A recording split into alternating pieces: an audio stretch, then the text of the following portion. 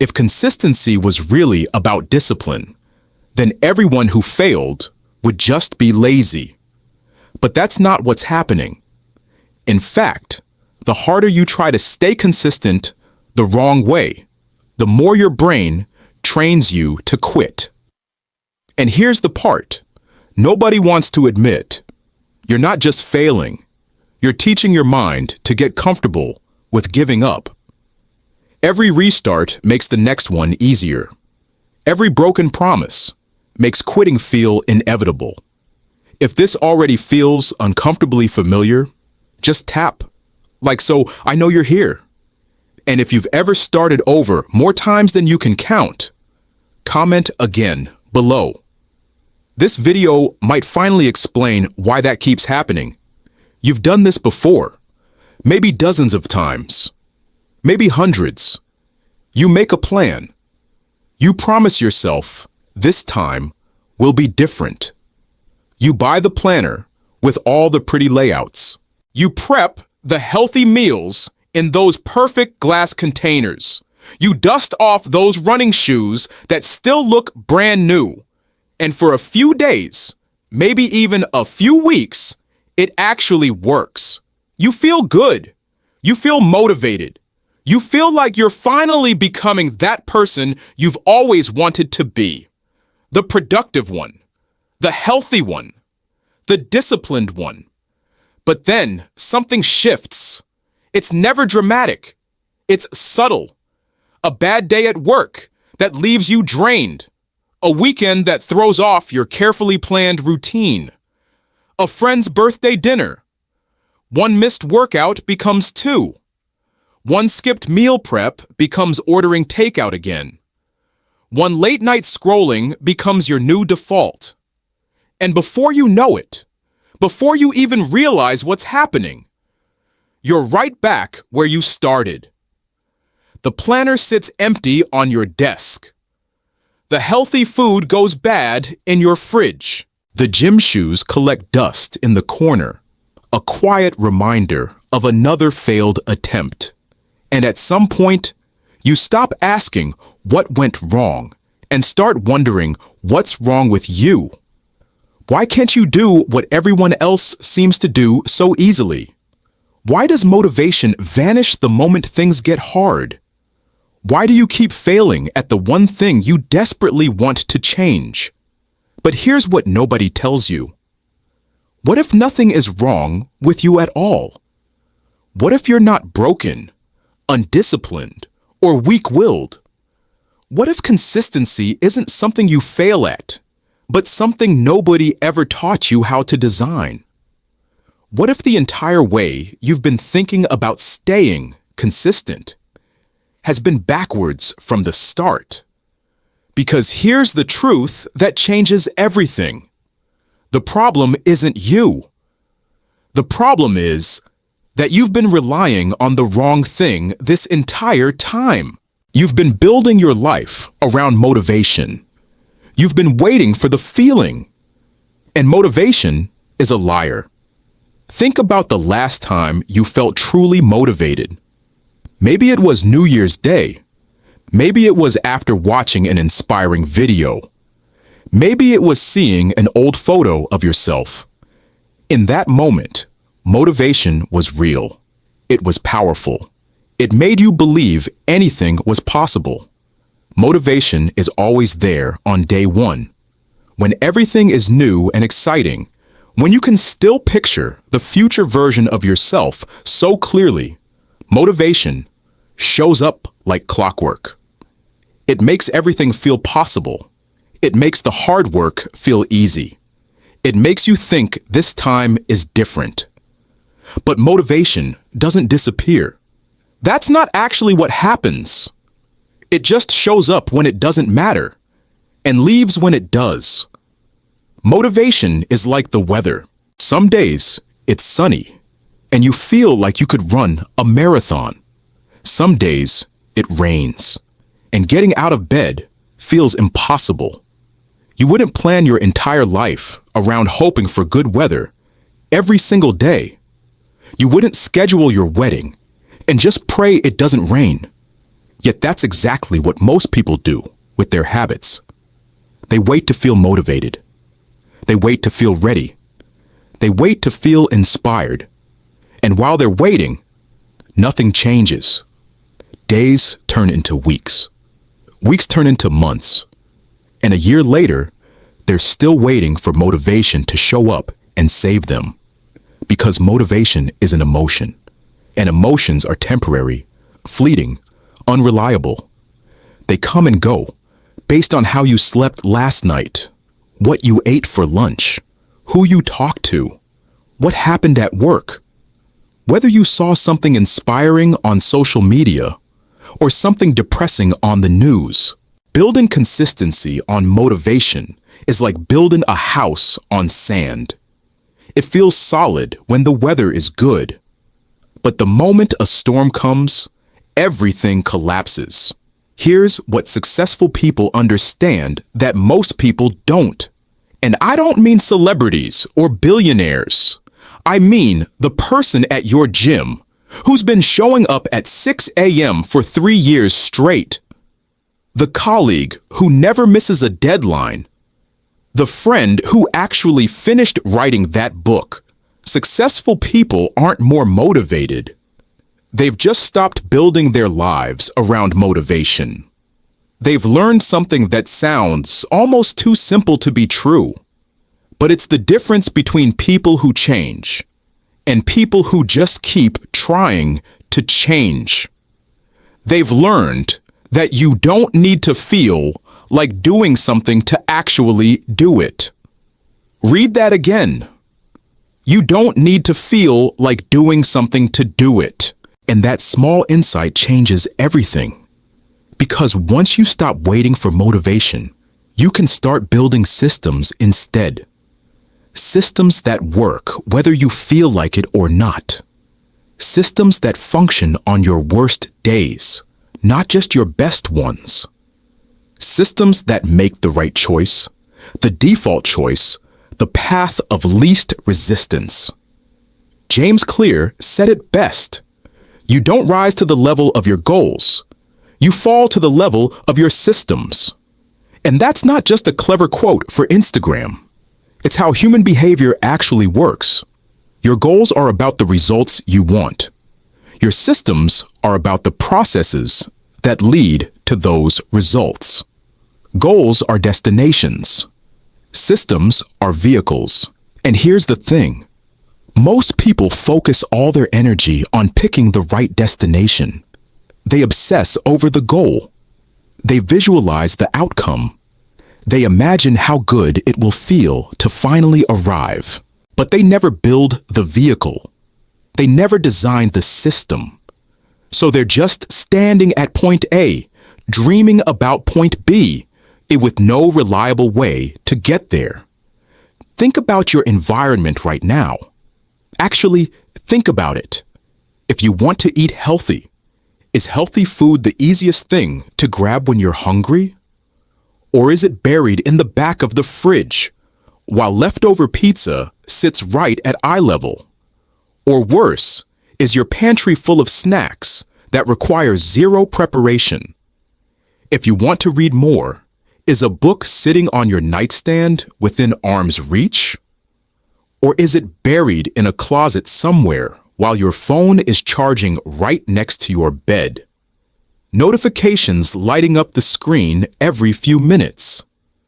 If you want to work out consistently, are your gym clothes laid out the night before? Or do you have to hunt for matching socks at 5:30 in the morning when your brain is barely functioning? These might seem like small things, trivial things, things that shouldn't matter if you really wanted it. But small things compound. Small friction adds up, and consistency isn't about wanting it more. It's about making the right choice, the easy one, the obvious one, the one that requires the least amount of decision-making. Because here's what most people don't realize about their own mind. Every single day, from the moment you wake up, you make thousands of tiny decisions. What to wear, What to eat for breakfast? Should you respond to that email now or later? What to work on first? Should you take that call? What to say in that meeting? When to take a break? What to eat for lunch? Should you have coffee? What to prioritize this afternoon? What to make for dinner? Each decision, no matter how small, costs energy. Researchers call this decision fatigue. And by the end of the day, your brain isn't looking for growth. It's not looking for challenge. It's not looking for the optimal choice. It's looking for relief. It's looking for the easiest option. It's looking for anything that requires zero thinking. This is why you can resist the donut in the break room at 9 a.m., but cave at 9 p.m. It's why you can start strong Monday morning, but fade by Wednesday afternoon. It's why your evening self sabotages the plans your morning self made. It's not weakness. It's not lack of discipline. It's biology. Your willpower is a limited resource. It's a battery that drains throughout the day. And every time you rely on it to stay consistent, you're fighting a losing battle. You are not lazy. You are not broken. You are not less disciplined than other people. You're just human. And humans need systems that work with their brain, not against it. But here's where most people make their biggest, most devastating mistake. The most dangerous habit isn't skipping once. It's restarting over and over again. Because every time you restart, you're not starting from zero. You're starting from worse than zero. No momentum, no foundation, no track record, no trust in yourself. You're starting with the weight of every previous failure on your back, and you're teaching your brain a pattern. Start strong. Feel good. Fade out. Feel guilty. Promise to do better. Start strong again. Fade out again. And with every restart, that pattern gets deeper. It becomes a groove, a neural pathway. Your brain starts to expect it, anticipate it, plan for it. Starting feels good because it's familiar. It's comfortable. You know how to start. You've done it 100 times. But finishing, sticking with something long enough to see real results, that starts to feel foreign, unfamiliar, almost threatening. This is the trap most people live in for years. Some people for their entire lives, and they blame themselves for it. They think they lack discipline. They think they're not motivated enough. They think successful people have some secret willpower gene they don't have. But that's not what's happening. Something else is sabotaging them. Something subtle. The real saboteur isn't saying no. It's saying maybe. Maybe I'll work out tomorrow. Maybe I'll start on Monday. Maybe next month, when things calm down. Maybe after this project ends. Maybe after the holidays. Maybe when I feel better. Maybe when I have more time. Maybe when I'm more prepared. Maybe it feels harmless. It feels reasonable. It feels like you're being flexible, adaptive, kind to yourself.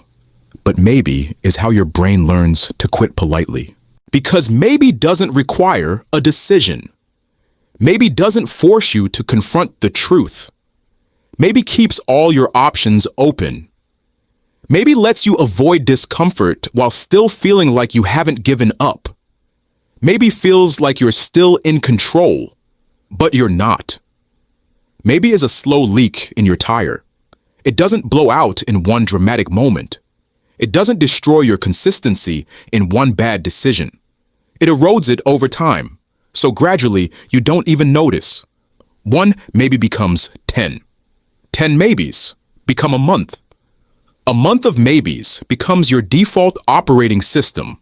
And suddenly you're right back where you started, wondering how it happened again. Let me show you what this looks like in real time. Imagine a stick figure. Let's call him Dan. Every day, Dan shows up. He places one domino. Just one. That's his entire goal. Some days he feels motivated. Some days he doesn't. Some days are easy. Some days are brutally hard. But he shows up anyway and places one domino. After a week, Dan has 7 dominoes lined up in a row. Not impressive yet. Not even noticeable, really. Nobody's congratulating him. Nothing in his life has visibly changed. But he keeps going. After a month, he has 30 dominoes. Still not life-changing. His friends don't see a difference. He doesn't feel transformed. But here's what matters. Those dominoes are lined up. They're connected. There's a foundation forming. Then one day, life happens. It always does. A crisis at work, a sick kid, a family emergency, a busy week, a moment of weakness. He misses a day. Just one day. One domino falls. But it doesn't hit the others because the chain isn't long enough yet. There's no momentum. There's no compound effect. So he has to start over from scratch. Week after week, month after month, Dan builds chains of 5 dominoes, 7 dominoes, 10 dominoes. But something always interrupts before the chain gets long enough to build real momentum. He's not failing because he's weak. He's not failing because he lacks discipline. He's failing because his chain never gets long enough to carry momentum. He keeps restarting before the compound effect kicks in. And this is what consistency actually looks like for most people. Not a single catastrophic failure, but 1,000 small restarts that never turn into something bigger. Your brain has 2 systems running simultaneously. Scientists call them System 1 and System 2, but let's call them what they really are: the logical brain and the emotional brain. The logical brain is the one that sets goals at the beginning of the year. It makes plans. It knows what you should do. It understands long-term consequences. It can delay gratification. It wants the best version of you. The emotional brain wants comfort right now. It avoids pain. It seeks pleasure. It doesn't care about next month or next year. It cares about the next 5 minutes. And here's the thing. When you're rested, energized, and things are going well, your logical brain is in charge. It's driving the car. It makes good decisions. But when you're tired, stressed, overwhelmed, or emotionally drained, your emotional brain takes over. It grabs the wheel, and it makes decisions based on one simple question. What feels good right now? Not what's good for you. What feels good? This is why you can plan perfectly on Sunday night, but fall apart by Wednesday. It's not lack of discipline. It's a tired brain choosing the path of least resistance. And you don't win consistency by fighting your brain. You don't win by using more willpower. You win by designing around it. You make the right choice so easy, so obvious, so friction-free that even your tired, emotional, decision-fatigued brain picks it. But there's another reason. Consistency is so hard. Real change is invisible for a very long time. Think about a sculptor working on a massive block of marble. For weeks, maybe months, it looks like nothing is happening. Just dust and chips flying. The block still looks like a block. There's no statue yet. No shape. No form. But the sculptor isn't trying to see results. The sculptor isn't checking progress every day. The sculptor is trusting the process. Day after day, chip after chip, strike after strike. And then one day, seemingly out of nowhere, a shape emerges. Not because of one perfect strike, but because of 1,000 unremarkable ones that nobody saw. Or think about planting a seed. You plant it in the soil. You water it. You wait. And for days, nothing happens. The surface looks exactly the same. If you didn't know better, You'd think nothing was growing at all. You'd think you wasted your time. But underground, invisible to you, roots are spreading, pushing deeper, building a foundation, getting stronger. Most people quit, not because it's hard, but because it's quiet. They don't see the roots growing. They don't see the sculpture forming. They don't see evidence of progress, so they assume nothing is happening. But something is always happening. You just can't see it yet. And your brain hates that. Your brain wants proof. It wants evidence. It wants to feel different right now, today. After one workout, after one healthy meal, after one productive morning. And when it doesn't get that immediate feedback, it starts to question everything. Maybe this isn't working. Maybe I'm doing it wrong. Maybe I should try something different. But here's the deepest, most fundamental reason consistency fails. Your brain doesn't fear failure. It fears becoming someone new. Because every time you change your behavior, you threaten your identity. And your identity is the story you tell yourself about who you are. You are not just trying to go to the gym. You are trying to become the kind of person who goes to the gym. And that person is not who you are right now. You are not just trying to eat healthy. You are trying to become the kind of person who values their body. And that might not match the story you've been telling yourself for years. Your current identity is safe. It's familiar. It's known. Even if you don't like it, even if it's limiting you, even if it's hurting you, at least you understand it. It's predictable. But this new version, it's uncertain. It's unfamiliar. It's unknown territory. And your brain, which evolved to keep you alive, treats unfamiliar as dangerous. So it sabotages you, not consciously, not maliciously, but it sabotages you nonetheless. Not because you're weak, but because it's trying to protect you from the discomfort of change. This is self-sabotage. And it's not happening because you lack willpower or motivation. It's happening because your actions are misaligned with your identity.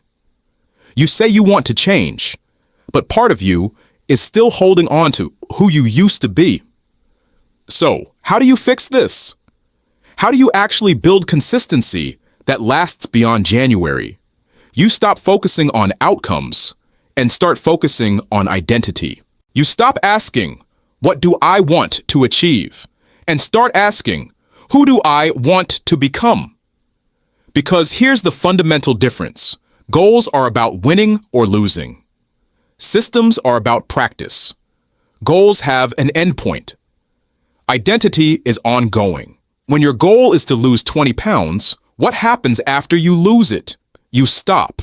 You celebrate. You go back to your old habits. Because the goal is done. The mission is complete. But when your identity is, I'm someone who takes care of my body, there's no endpoint. There's no finish line. It's just who you are. Every small action is a vote for the person you're becoming. One workout doesn't make you fit. One workout doesn't transform your body. But it is evidence that you're the kind of person who shows up. One healthy meal doesn't fix your health. But it is proof that you're the kind of person who values their well-being. You're not trying to be perfect. You're not trying to never mess up. You're trying to be consistent. And consistency isn't about giant leaps or dramatic transformations. It's about tiny votes. Every single day, you're voting. And those votes add up. They don't add up into a goal. They add up into a person. But here's the catch. You have to start so small that it feels ridiculous. So small that it feels like it doesn't even count. Because if your habit depends on motivation, it will fail. Your habit needs to be so easy that you can do it even on your worst day. Not your best day when you feel great. Your worst day when everything went wrong. Don't commit to an hour at the gym. Commit to putting on your shoes. That's it. Just shoes. Don't commit to writing 1,000 words. Commit to writing one sentence. 1. Don't commit to meditating for 20 minutes. Commit to taking 3 deep breaths. It sounds too small to matter. It sounds like it won't make a difference. But that's exactly why it works. Because the goal isn't intensity. The goal isn't optimization. The goal is repetition. You're not trying to transform in one day. You're trying to show up so many times that your brain stops questioning it. You're building a pattern, a groove, a default setting. And here's the rule that changes everything. No, 0 days. You don't need to be great. You don't need to be motivated. You don't need to hit your ideal target. You just need to do something. Anything. 1 push-up, 1 page, 1 minute. Because 0 reinforces the identity of someone who quits, but 1 reinforces the identity of someone who shows up, even when it's hard, even when it doesn't feel like it matters, especially then. So here's what it comes down to. Every time you wait for tomorrow, your brain gets better at waiting. Every time you say, maybe, your brain gets better at avoiding. Every time you restart, your brain gets better at expecting failure. It learns. It adapts. It optimizes for the pattern you keep showing it. But every time you show up for 30 seconds, it gets worse at quitting. Every time you keep a promise to yourself, even a tiny one, your brain starts to believe you. It starts to trust that you're the kind of person who follows through. It starts to update the story. It starts to shift the identity. Consistency isn't about motivation. It's not about discipline. It's not about waiting until you feel ready or inspired or perfect. It's about designing a life where the right choice is the obvious choice, where showing up is easier than not showing up, where you're not fighting yourself every single day, draining your willpower just to do the thing you know you should do. You don't need to be a different person. You don't need some magical transformation. You just need to stop building your life around motivation and start building it around systems. Small systems.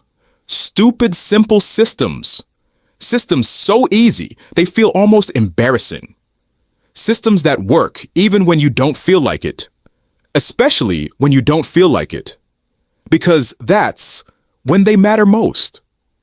If you want more videos that explain your mind, instead of blaming it, you know where the subscribe button is.